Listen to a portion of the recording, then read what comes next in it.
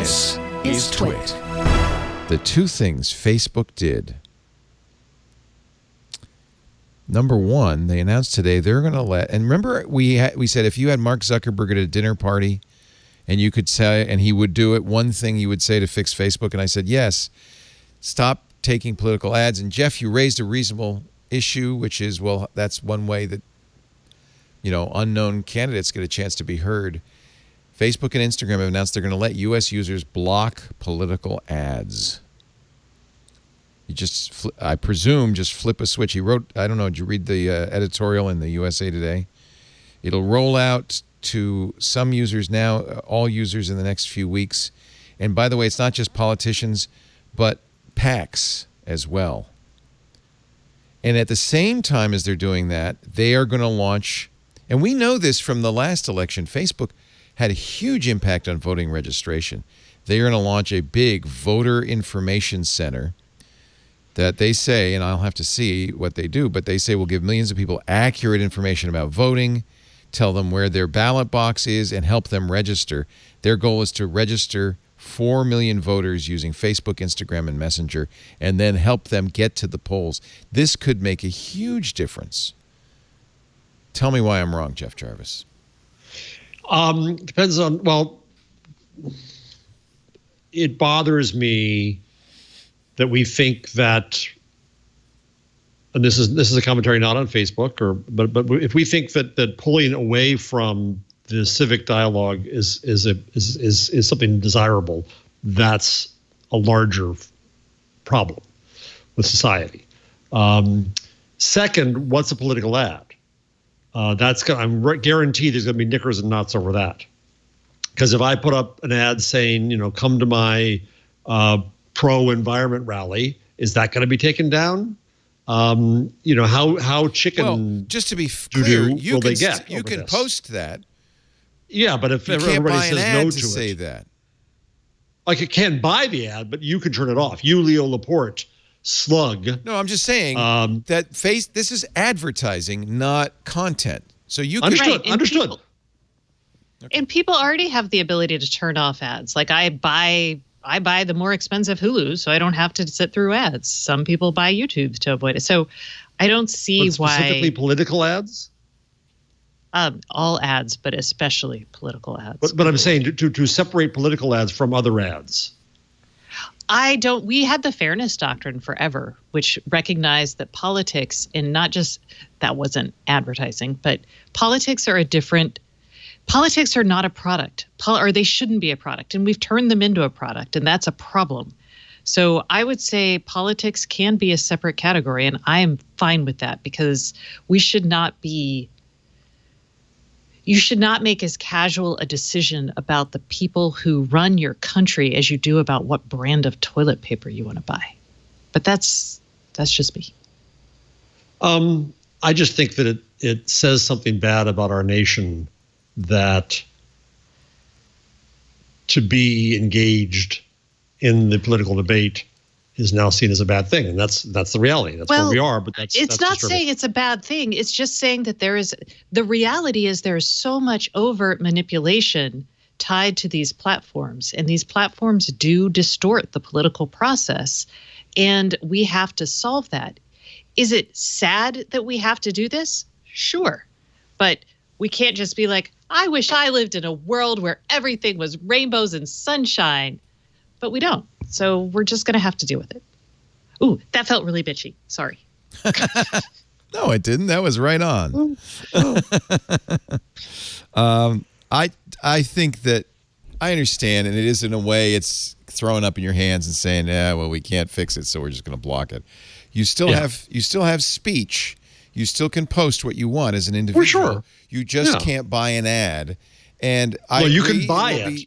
You can buy it. But some people can block it. You can block it, yeah. Just to get it. And what remains to be seen is how difficult that is. And of course, everybody knows the tyranny of the default, and no one more than Mark Zuckerberg, that 99% of Facebook users won't flip that switch. And the amount of money that they lose from it is de minimis. Yeah, but I think it's so to me this is an acknowledgement that yes, these ads are a problem. And he's getting hit on both sides. I mean, Joe Biden's buying ads saying, Facebook, you're stupid. And you know, I mean, it's getting hit from both sides. So just no political ads. I continue to say they should just ban them all, but at least giving users the right to turn it off. And then I think the next step is for everybody to remind everybody how to do that. I think there's a lot of people. I'm not on Facebook. I don't want to see anything on Facebook. My way of getting rid of all the ads on Facebook and also all the background noise on Facebook is not by being a member. And I tried. I really did. I stuck it out for 3 months. I'm not there, so yeah, I'm fine with that. I tried. I came back when the virus hit. I thought, well, I'm going to use Facebook as it was intended to stay in touch with family and friends, see that they're all doing well and so forth. It did not help me with that. It just made me upset every single time. Again, I still don't understand how that works. Just because I don't follow a-holes. I don't follow a-holes. I only added people as friends. Feed. I only added people as friends that I know in real life.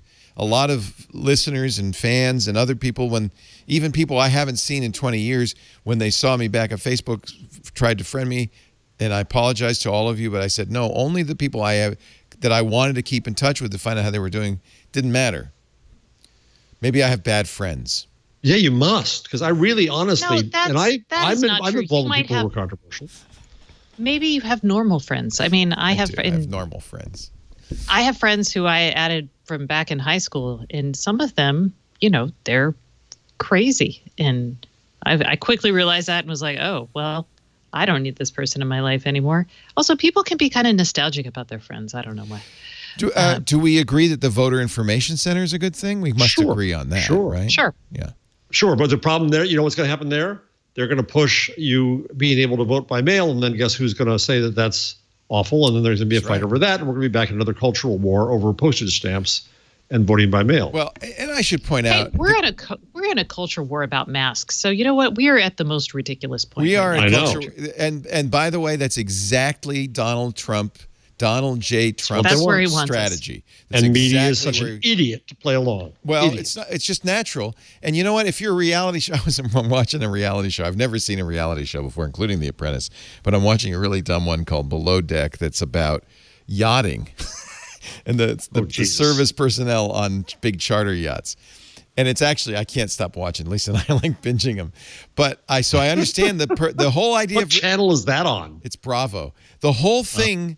The whole thing about reality shows is strife is good. Conflict is good. That's what gets your attention, keeps you watching. I got to see what happens next. And boy, did Donald Trump learn that from Mark Burnett when he did The Apprentice. That's you want to own the news cycle, keep people fighting. And every time the fire starts to die down, throw in another piece of kindling.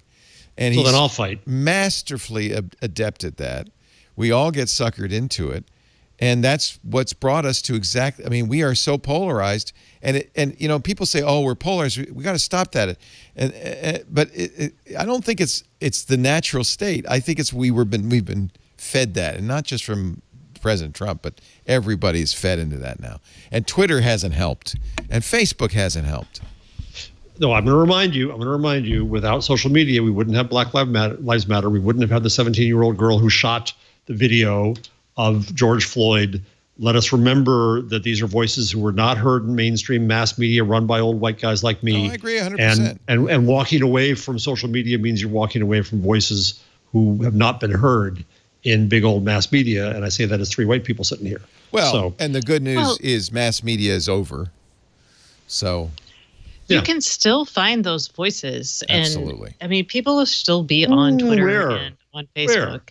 We're not saying these things go away. We're just saying that you don't have to talk about politics, or you don't have to actually. You can, and there's podcasts, and there's. But I'm saying if you quit Twitter and you quit Facebook, you're also leaving behind. I don't voices. think that's most people get their news from Instagram now anyway. Jeff, come on. Well, if you quit social media. I think quitting social media is the single best thing you can do for your mental. I think that's a privileged position. No, because the New York Times, CNN, all these places are now trawling. social media for their stories. So I think for a very limited, and by the skewed way, view of the world. If you Stacey, if you want to improve your mental health, also give up your 24-hour news channels, because those are exactly driven by conflict as well. Television is in general. That's the television's problem. worse. That's what I'm saying. We have optimized. It's worse. We have optimized for engagement, and in every case where we have optimized for engagement, the discourse has been destroyed. Our minds are turned to mush, and we end up hating each other.